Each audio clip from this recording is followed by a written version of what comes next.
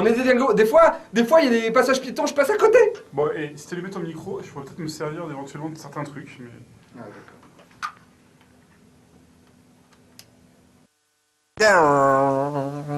d'accord. Ok. On est des oufs. On y va. C'est 101%.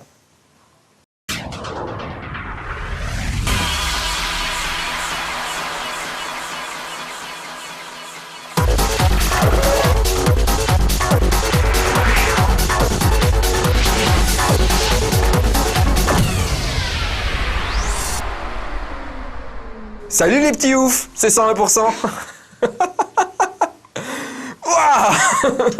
Ça c'est de l'intro ça. Alex est mort de rire. Et d'ailleurs, on va faire une émission spéciale aujourd'hui, j'ai préparé ça. Vu qu'il y a des petits nouveaux sur No Life, j'ai envie de montrer, et même, même aux anciens, parce qu'on l'a jamais vu en fait, comment ça se passe un 101%, un tournage dans 101%, les plateaux, qu'est-ce que voit l'animateur, qu'est-ce que voit Benoît, qu'est-ce que voit Davy, qu'est-ce que voient les Japonais du vendredi, ou les Julien Pirou, ou les Cyril Lambin, ou je ne sais quoi. Eh bien, vous allez le voir grâce à cet outil qu'on appelle une caméra. Voilà, alors, voilà, on voit... Voilà, monsieur Alex Pilot, directeur des programmes, qui est là, qui nous flique un petit peu, qui nous dit un peu ce qu'il faut dire, ce qu'on dit pas bien, qui nous engueule quand on parle mal japonais. Il porte un superbe t-shirt No Life. Voilà. Il n'a pas de micro, hein, c'est pour ça qu'il ne parle pas. Bah, quand je parle, c'est ce micro en fait qui me... Ah d'accord. Voilà, qui me prend, donc c'est pour ça que le son est un peu naze.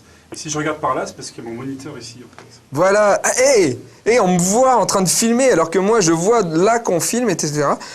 Tu notes ?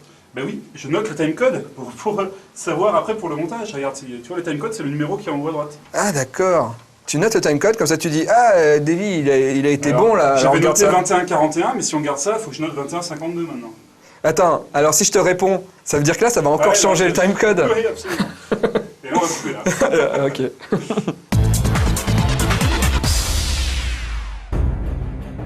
Depuis mardi dernier, une boutique en ligne, figureprints.com, propose de recréer les personnages des joueurs de World of Warcraft en figurines. L'opération s'effectue grâce à des techniques d'imprimerie 3D à base de résine qui permettent de restituer les moindres détails des personnages. Et en plus, le site récupère tout seul les données fournies par l'armurerie. Le prix de cette transformation du virtuel au réel est d'environ 100$. Seul problème, les livraisons n'atteignent pour le moment pas l'Europe. Fuckhead! À l'image de la version japonaise, No More Heroes devrait être nettement édulcoré pour sa sortie en Europe, prévue pour février prochain. Le jeu signé par les créateurs de Killer 7 grâce au Pearl Manufacture sera a priori privé des effusions de sang présentes dans la version initiale dont les États-Unis sont désormais seuls à bénéficier. Il faut espérer que ces modifications ne priveront pas le soft de son originalité qui en fait l'un des plus attendus du moment sur Wii.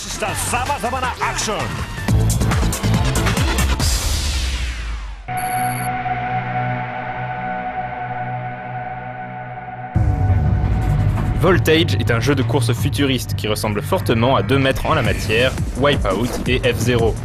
Il proposera 15 circuits répartis sur 7 planètes comme Jupiter, Mars et, pour être original, la Terre. Pour gagner en plus des armes et bonus classiques, le joueur pourra se rabattre sur une solution alternative, le tracé des parcours qui devrait offrir de nombreux raccourcis.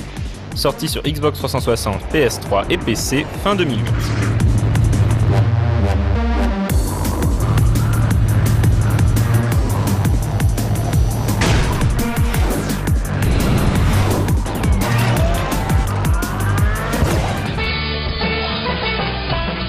Exclusivement développé pour le PlayStation Network, Little Big Planet repose sur un concept très original. Il faut faire traverser à de petites créatures un parcours rempli d'obstacles. Pour ce faire, chaque joueur contrôlera l'une de ces bêtes et devra impérativement coopérer avec ses camarades pour progresser dans les différents tableaux. Un éditeur de niveau sera également inclus dans le jeu et permettra de partager le fruit de son imagination avec le monde entier. Little Big Planet verra le jour début 2008 en Europe.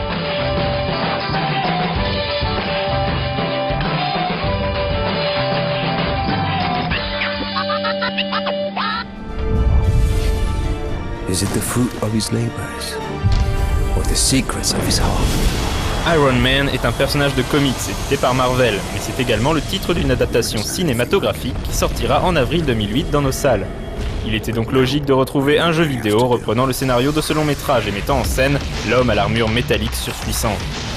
Comme on pouvait s'y attendre, le titre édité par Sega proposera principalement des combats, pour le moins spectaculaires, contre des ennemis imposants. Sorti sur tous les supports en mai prochain.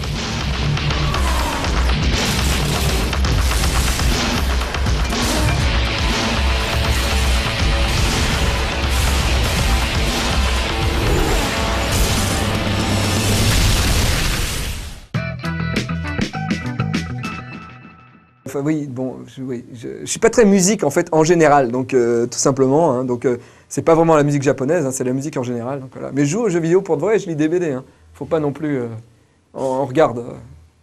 Ok. Sur Nintendo 64, Mario s'étant aventuré dans le monde de la 3D, c'est Yoshi qui était devenu le fier représentant du jeu de plateforme 2D. Yoshi's Story était en effet le successeur de Yoshi's Island sur Super Nintendo. Les sauts planés, attaques rodéo et lancers d'œufs avaient donc été conservés, mais Yoshi's Story proposait aussi des choses inédites. À commencer par les graphismes. Ceux-ci ne sont désormais plus en 2D en crayon de couleur, mais de la 3D spritée, un peu comme dans Donkey Kong Country.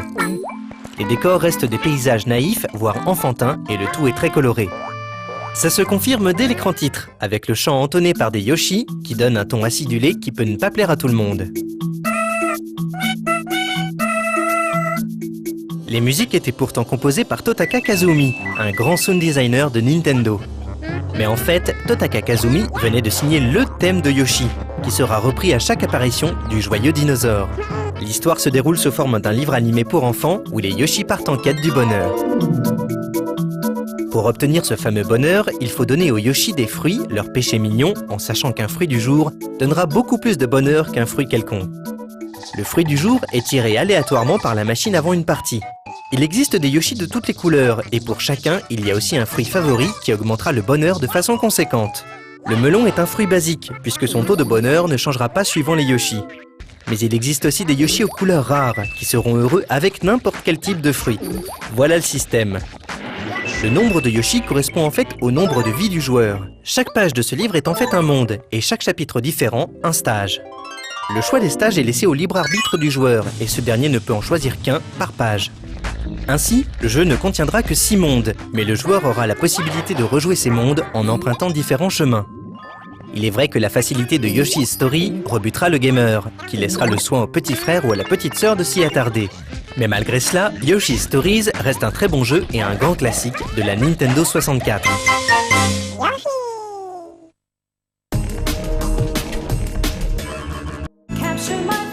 Dynastic Hero est à Wonder Boy in Monster World sur Mega Drive ce que Dragon's Curse était à Wonder Boy 3 The Dragon's Trap sur Master System. C'est-à-dire qu'il s'agit exactement des mêmes jeux à la différence du héros. La petite histoire, c'est que Sega avait déposé le nom Wonder Boy et Westone, le studio de développement, avait déposé tout le reste.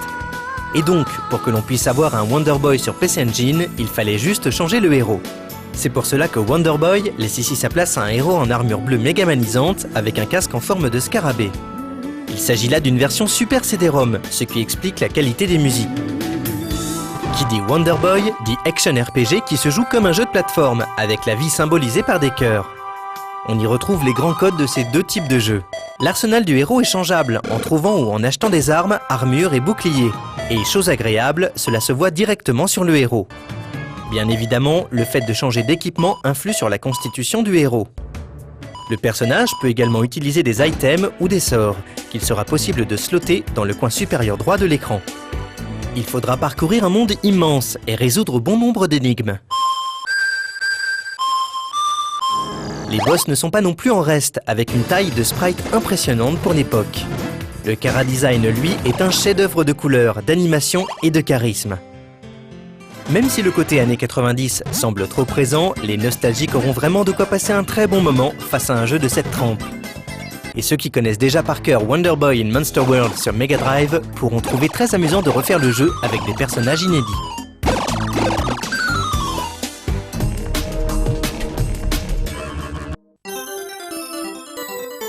Baseball Star 2 est le troisième et dernier jeu de baseball à être sorti sur Neo Geo. Sa sortie en 1993 a été un peu éclipsée par le boom tout nouveau des jeux de baston. Mais ceux qui ont eu la chance d'y goûter à l'époque en gardent un souvenir mémorable. Baseball Star 2 est un jeu 1000% arcade ultra stylé, ultra speedé et à la jouabilité absolument parfaite. Ce qui n'est pas le cas de tous les jeux Neo Geo du début des années 90. Les 4 boutons du contrôleur sont parfaitement exploités et permettent une profondeur tactique incroyable. Il est possible ainsi de manière très simple de diriger à la fois ces 4 coureurs en attaque ainsi qu'en défense. La gestion des équipes est un modèle d'ergonomie. Après un peu d'expérience, on commence à comprendre comment tendre des pièges à son adversaire. Et là, les matchs finissent par devenir carrément ultimes. Notons aussi la possibilité de remplacer certains joueurs en cours de partie, ainsi que d'utiliser dans les moments critiques une super batte qui augmente de manière significative les chances de réaliser un home run.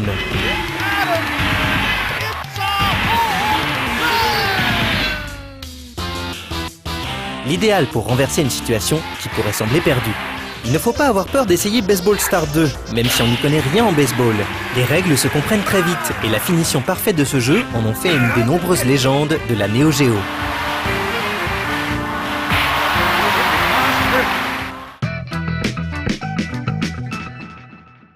Là, ce que vous voyez en ce moment même, c'est le projecteur qu'il y a sur le sol, dans lequel je rentre souvent et que je fais tomber souvent, qui éclaire le drap blanc qu'il y a au fond.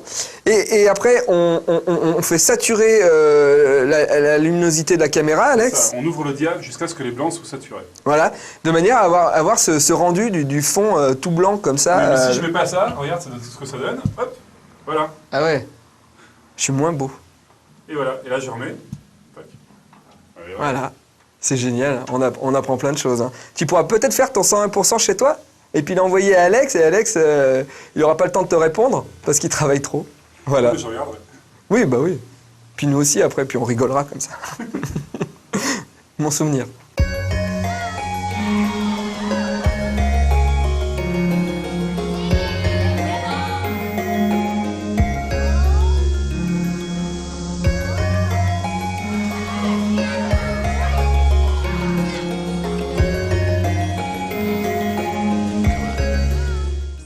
En fait, j'en ai super plein.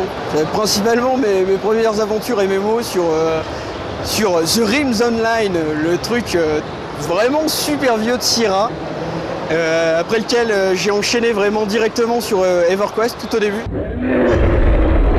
EverQuest. Je me suis acheté la carte graphique Titu exprès pour EverQuest parce que ça tournait pas sur ma petite poubelle de l'époque. C'est là où j'ai découvert en fait que les gens sont des malades, puisque je jouais au boulot, ni vu ni connu, je bossais dans un truc d'accès internet, donc bonjour madame, bonjour monsieur, permettez, excusez-moi, je boot discretos mon client, oui, installez-vous, oups, je me suis fait aggroer, la crise. Ou alors, comme il n'y avait que des serveurs ricains, c'était un peu genre, je mettais mon réveil à 3h du matin pour aller faire un raid dans le donjon de machin, parce que c'était l'heure à laquelle eux lançaient les trucs. Et c'était super impressionnant de voir des gens vraiment de tout partout dans le monde. Là, je parle de quelque chose comme 97-98, à l'époque où ça me coûtait à peu près 2 fois mon salaire en facture téléphonique chez France Télécom pour payer l'abonnement, les coms, enfin les trucs infâmes. Avec quelques lignes de chat, les gars qui s'organisent, toi tu tankes, toi tu heal. On va faire une chaîne de soins complètement organisée sur 10 secondes, top. Et le tout qui fonctionne, les gens qui s'engueulent pas, les mobs qui tombent et les challenges qui font peur. Et là on s'aperçoit qu'il est 8h, que c'est l'heure d'aller bosser. Donc on se dépêche, on prend le métro, on va au boulot, on démarre son client, on rejoint le raid qui n'est pas encore tout à fait fini, on récupère son loot et on est content. An epic adventure awaits you. A living, breathing fantasy world.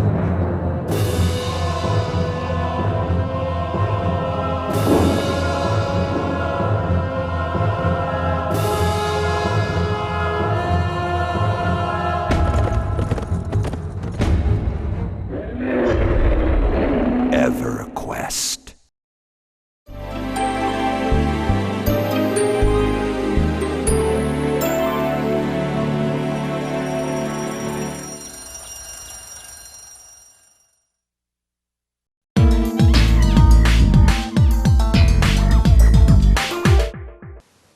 Alors ça fait un peu archaïque, mais il y a un ventilateur parce que, je ne sais pas si vous voyez Oula, ouais, j'éclate les blancs là, je les sature. Hein. Vous voyez les lumières qu'il y a de partout, bah, en fait il fait très très chaud. Et vu que la pièce est assez exiguë, voilà, pièce exiguë, voilà. Et ben en fait on a très très chaud, donc entre chaque plateau, si on fait une petite pause, on allume vite le ventilo. Vous êtes super content de savoir ça. Hein. Bah, dis-leur pourquoi il n'est pas allumé pendant le plateau, c'est peut-être intéressant. Il n'est pas allumé. Il n'est pas allumé pendant le plateau parce que lorsque je parle, on entend le ventilo. Et ça, c'est de l'info. Ça, sur les autres chaînes, ils vous le disent pas. Non. Parce que sur les autres chaînes, eux, ils ont la clim.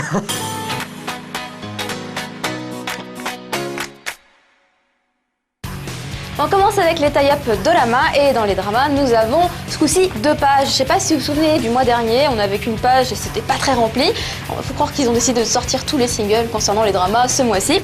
Et les grands gagnants, c'est un peu de la triche, hein, parce qu'on sait tous que les Johnnies ils vendent bien facilement. Bah, ce sont les Katoon avec leur nouveau single Keep Pace, qui est la chanson thème du drama You Can Club. You Can Club dont j'avais déjà parlé, puisque dedans il y a 2 mots. On continue avec les tie-up films et dans cette catégorie, la grande gagnante c'est Kodakumi parce qu'il n'y avait personne pour rivaliser avec elle.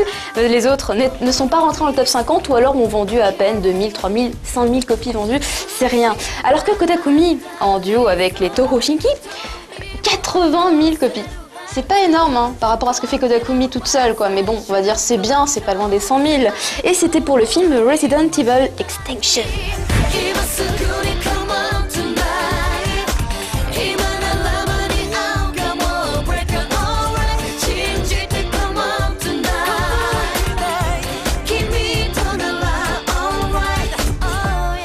On continue avec les publicités, donc les CME, Commercial Movie. Et là, les grands gagnants, encore des tricheurs, ce sont encore des Johnnies. Il s'agit du groupe News avec leur single Weak, parce que la chanson a été composée par le groupe Green, groupe dont j'ai déjà parlé, donc vous devez les connaître.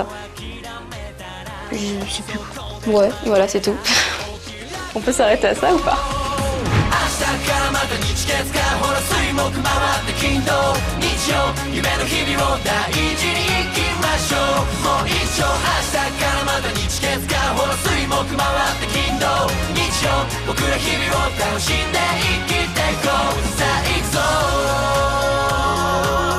On continue avec les programmes TV, les Bangumi. Et là, nous avons juste une dame d'habitude. Il y en a 3 pages, normal. Mais c'est pas pour ça qu'ils vont bien se vendre. La meilleure vente fait à peine 57 000 copies vendues. Et ce n'est pas un chanteur en tant que tel, non. Ce sont des seiyuu, donc des doubleurs de dessins animés, qui donc, jouent dans le dessin animé et qui sortent le single par rapport au personnage qu'ils jouent. Là, l'animé en question, c'est Katei Kyoshi Hitman Reborn. Et les personnages sont Hibari Kyoya et Rokudo Mukuro. Les doubleurs, on va pas les citer, c'est pas grave. Et le single, c'est Sakura Addiction.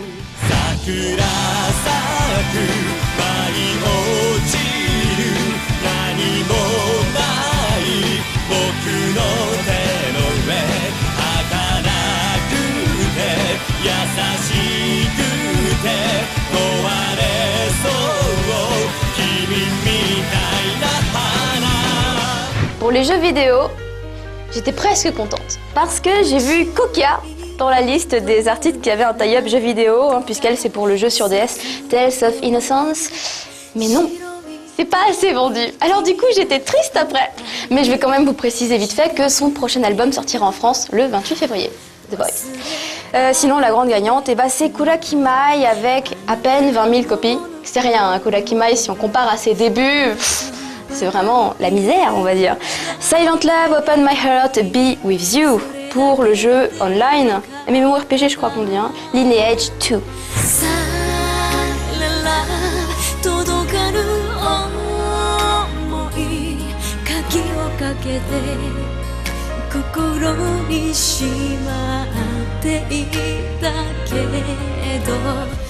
Enfin, la dernière catégorie, les singles qui n'ont pas eu de tie-up. Alors là, il y en a beaucoup moins que le mois dernier. On avait eu 3 pages, ce coup-ci que 2. Tant mieux, ça veut dire qu'il y a des moyens.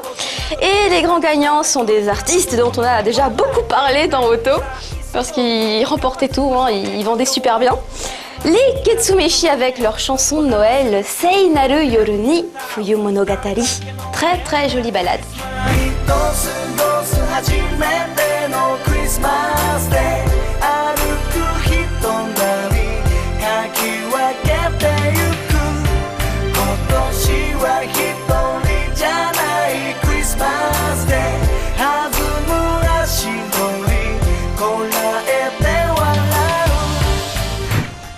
d'émission et comme dans chaque fin d'émission de Auto, nous présentons les nouveautés qui vont arriver dans le J-Top présenté par Josodio qui est enfin revenu de vacances. Et en les regardant, j'ai vu Teshima Aoi, qui c'est Kino Koshi. Pour ceux qui regardent Auto attentivement chaque semaine, vous rendrez compte qu'on a déjà diffusé un extrait de ce clip il y a très longtemps. Et bien ça y est, maintenant vous allez pouvoir le voir en entier, il est magnifique, il y a des petits ours blancs dedans. Ensuite nous allons également diffuser un nouvel Olivia, React, son deuxième single, un nouveau capsule, un nouveau The Backhorn et le clip que je trouve le plus mignon sur la sélection de la semaine là, c'est Aprils avec KD Newtown parce que c'est un petit dessin animé super mignon avec une petite histoire et tout, c'est adorable. N'oubliez pas de voter pour le J-Top et rendez-vous la semaine prochaine. Bye bye.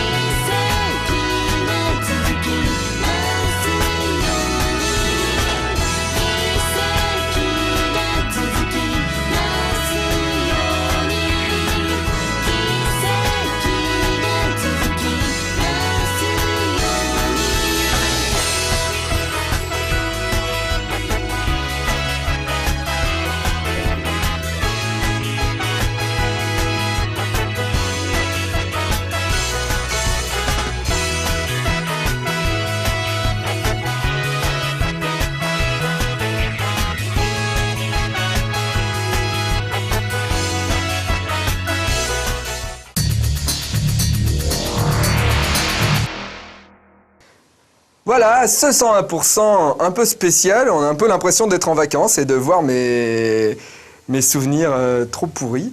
Avant de vous quitter, on va vous montrer ce qu'il y a sur le mur. Voilà, alors je me rapproche, hein. Hop, voilà, ici, voilà. Rappel aux animateurs, en fin de prise, vous devez maintenir votre regard vers la caméra au moins 2 secondes. Ne regardez pas ailleurs, vers Alex par exemple. Je m'occuperai personnellement de vous, Fred. Comme quoi, Fred n'est pas qu'un personnage de fiction. Explique pourquoi tu dois regarder 2 secondes vers la caméra. Oui, c'est pour le montage, parce que c'est horrible si on coupe la caméra et je suis en train de regarder là comme ça et que je vous regarde pas vous, c'est vraiment pas très... Mais ce qu'il faut dire, c'est que souvent, une fois que la prise est finie, quel que soit l'animateur, c'est un réflexe naturel. Vous avez envie d'avoir une... Bah oui, on se dit, est-ce que j'ai été drôle? Alex, est-ce que j'ai été drôle? Est-ce que ce 101% à ton avis, il est bien? Oui, il est super. Vous voyez, il me regarde pas et ça me gêne parce qu'il regarde l'écran. Alors que moi, là, il y a la caméra et moi, je le regarde. C'est horrible. C'est horrible. Voilà. Bon, allez, je vous dis au revoir, à la semaine prochaine. Et pour finir cette émission, ce 101%, je vais contrer Fred.